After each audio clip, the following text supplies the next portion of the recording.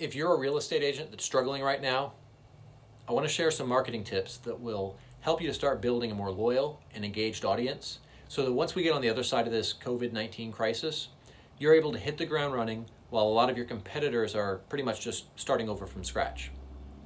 Now, I do want to preface this conversation by saying that nothing I say is going to be some magical silver bullet, right? People are not going out looking at houses, buying houses, like that's just not happening. So there's nothing that I can say to change that, to make that possible, and there's nothing you can do to change that. So what we're going to talk about right now is what we can do in the meantime. For those of you who don't know, my name's Jeremy Knopf, and I run a digital marketing agency called Spartan Media. What I want to talk about today is how you can use various marketing tactics to start building that audience so that when the time does come, you're able to just go right back at it. Now, right now, a lot of us are sitting at home, working from home. We've got a lot more free time on our hands. Maybe we're doing a lot of work, but we're spending more time on social media than ever. If some of you have seen the stats on Facebook lately, we already know that they've got astronomical traffic, but even at that level, they've gone up about 70% since all of this stuff kicked off. So you've got a huge captive audience right now, and for the most part, people are not tapping into that. This is a great opportunity. Even though you can't necessarily sell something, you can still build that audience and engage with that audience, create that relationship so that when the time does come, you're able to snatch them up, right? Like there's a lot of people who are probably planning on buying a house or selling a house before all of this stuff happened. Once this is over with, they're going to do that. There might be a little bit of a delay, right? Because people have a little bit of different money situations right now. Some people have been out of work or not working as much. But the point is, when the time comes, you want to be the name that they think of. So one of the things I want to talk about is how we're going to build that audience if you're starting from scratch, or if you already have an audience, how we're going to multiply that audience, reach more people. We already talked about how a lot of us have more time and the fact that we've got people who are on social media more than ever before. This is a perfect opportunity to start showcasing your knowledge, right?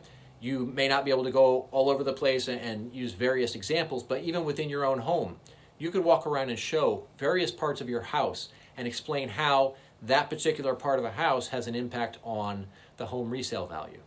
All right. And if you do this as a Facebook Live, or even just a video that you create on your phone, if you're a little uncomfortable about going live, as most people are, they're a little bit afraid to take this step, just shoot the video on your phone and walk around explaining certain features of the house and the role that it plays in resale value, and just kind of narrate that as you're walking through and demonstrating various pieces. This is a good thing because people are there, that you've got video, they tend to engage a lot more with video, so you're going to have the opportunity to showcase your knowledge to people who are already sitting around with the damn phone in their hand and they've got spare time and they want to be distracted. So this is a great opportunity. Some of the other things you can talk about are, some of the design trends. You could even, do like a Facebook Live with an interior designer and talk about these things. Now you're building more connections within your industry while showcasing knowledge. Some other things that you can talk about could be some of the home improvement projects that might be worthwhile, right? We all have these ideas that we want to do for our own homes, but is that a good choice to make because maybe it won't have a good impact on resale value? So if you're explaining these things to the people who are in your local area who could be your potential customers, you're demonstrating that you know what you're doing. You're also building brand awareness because you're getting in front of them on a regular basis. There's no reason you can't be doing this on a daily basis. Getting out here, shooting a video, explaining various topics on real estate. It's a great opportunity for all of this, And this whole home improvement projects aspect is a great one because so many people get that wrong, and that's an area that can really impact what their home is worth. For example, shortly after I got out of the Marine Corps, when I went to buy my first house, one of the houses I looked at had a hot tub sunk into the floor in the living room, right? It's an interesting idea, but that had to be a terrible idea. I didn't buy the house because of that, right? Like that's something you might want here and there, but you certainly don't want a pool of water sitting in your living room all the time. So these are great topics to cover. And you can, like I said, you can pull in some of the other industry experts. You could pull in title people, mortgage people, appraisers, interior designers. And what you're doing is you're building a strong network. You're helping to create exposure for them while creating exposure for yourself. And it makes it a lot easier to come up with a lot of that content.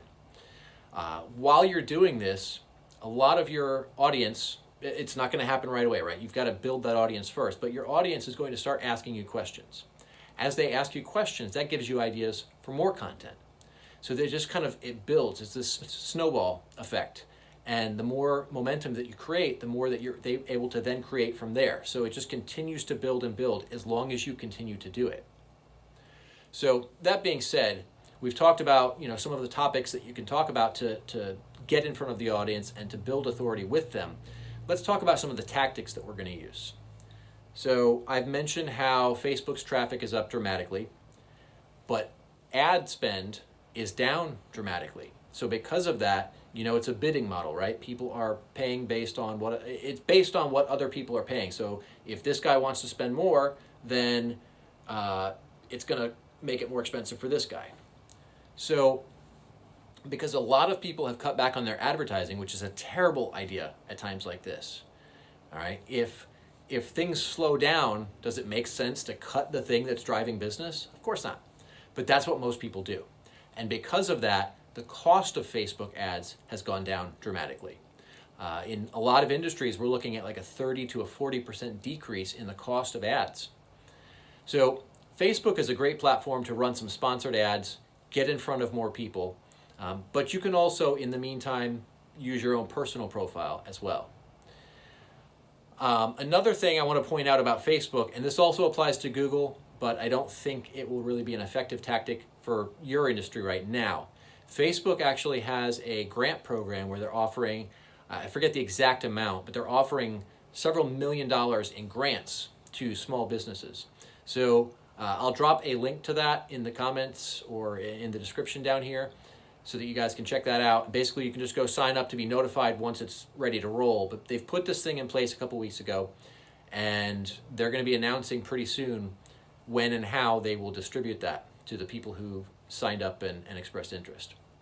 Google has something similar for Google Ads, but since nobody's buying houses and that's based on search, I don't think that's going to really have much of an impact for you right now. That's something that's still worth looking at, especially considering that once things get up and running, I don't know if that's going to still be around or if it's a thing that's going to shut off when that happens. I don't know the details of that one yet. But definitely Facebook. Another thing on Facebook is don't just look at driving the ads to get in front of people, but also look at what else we can do with Facebook. So if you already have done Facebook ads in the past, you're probably somewhat familiar with the Facebook Pixel. If you can get somebody to basically you get that pixel to fire on their phone, their computer, whatever, then it gives you the ability to continue to market to them in the future. So you might drive them to a web page, or you might get them to see one of your ads, or get them to interact with that pixel in some way. The easiest way is just to either run an ad that they see, or get them to a landing page on your site where that pixel is fired. And if you don't know how to do that, just get with your web developer and they should be able to set it up for you. It's pretty simple. You can Google how to do it, or if you're really stumped, just reach out to me and I'll point you in the right direction. But once that happens, you then have the ability to continue marketing to those people. And you've probably seen this, right? You go to a website and then next thing you know, you see ads for that website everywhere. That's what that is. And when you do that, it's actually a lot more cost effective than advertising to a cold audience. So definitely take advantage of that. Another thing I want to touch on is video. We talked about some of the topics you guys can cover, but I want you guys to make sure to use video for that. Video has dramatically higher engagement rates for a variety of reasons, and Facebook really wants to drive that. So they're purely from an algorithmic standpoint, they're putting it in front of more people. So that, plus the fact that people are more likely to engage with it, is going to give you dramatically better results. And then a third point I want to touch on here is email. So if you have a list, awesome. Keep working on building that. Keep working on utilizing it, right? Engage with people through that list while we're in these times. If you don't have one, now is the time to start building that list. There's a lot of platforms you can use for that. I use Aweber. I think it's a great platform. It's super easy, and it's got a lot of features, a lot of capabilities. I'll drop a link to that in the comments below as well. But basically what you want to do is you want to get somebody onto that list, and now you have an asset that you can continue to market to these people with from now until they buy from you or they tell you to go away, right? And if you're conveying value on a regular basis, they're probably not going to tell you to go away.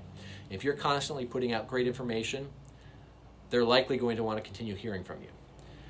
Some things you can do to build that list is, let's say you want to host a webinar. I did something like this earlier this week, where we hosted a webinar and people just had to go register for it, and that was just a simple matter of signing up on this form. Well, now those people are on the list. You could do the same thing.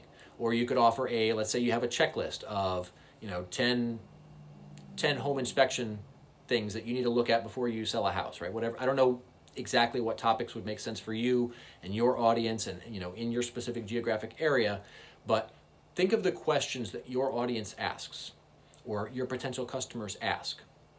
That's the kind of things you want to turn into an information product, something that you can, either a PDF or a video or something, and then in order to get that, they go and they sign up, and then this whole thing can be automated. So once they fill out the form, it can redirect them to another page where they're automatically given that content. They can either download that PDF or view that video or listen to an MP3 of you talking about a particular thing. Whatever the case is, you give them that opportunity to go over there, get that. Now they're on your list.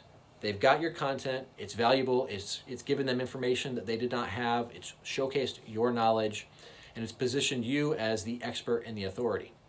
Now, as you continue to market to them, you're going to be able to continue to build that, right?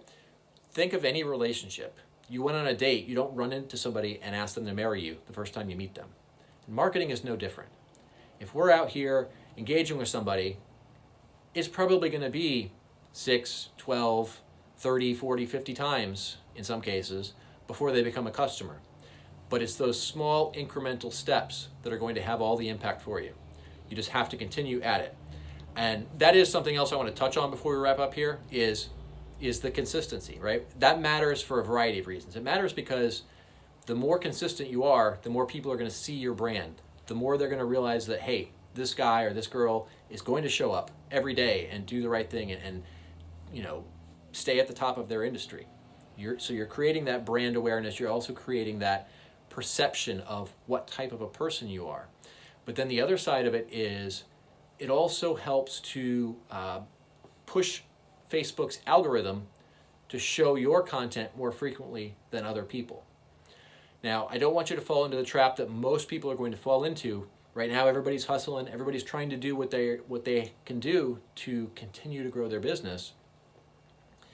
I guarantee you, once this is all over with, once this COVID-19 passes and people are back to work, 95% of the people who are active and who are just crushing it and doing things right on social media, they're going to disappear. They're going to go back to business as usual. They're going to lose all that momentum they built. But there's going to be a handful of people. You guys, you watch. You're going to see the landscape of your industry change. You'll have some players who are the top dogs in the industry. They're going to stay there. But you'll also have some of those people who are, and they get dethroned. You're going to see some people who are the up-and-comers, and they're just going to gobble up market share because they're doing the right things. They're building that list. They're building that brand awareness, that authority, that expert status. And then after this crisis passes, they continue. So through this, they've elevated themselves. Once the crisis is over with, they continue doing it, and they just take it to the next level. If you guys stick with it, this could be the perfect opportunity to really just grow beyond what you had imagined. Hopefully you guys found that helpful. If you did, I'd love if you'd share this, comment, like, whatever kind of engagement you want to throw at it. And definitely love if you guys would subscribe to the YouTube channel. Thanks, everyone.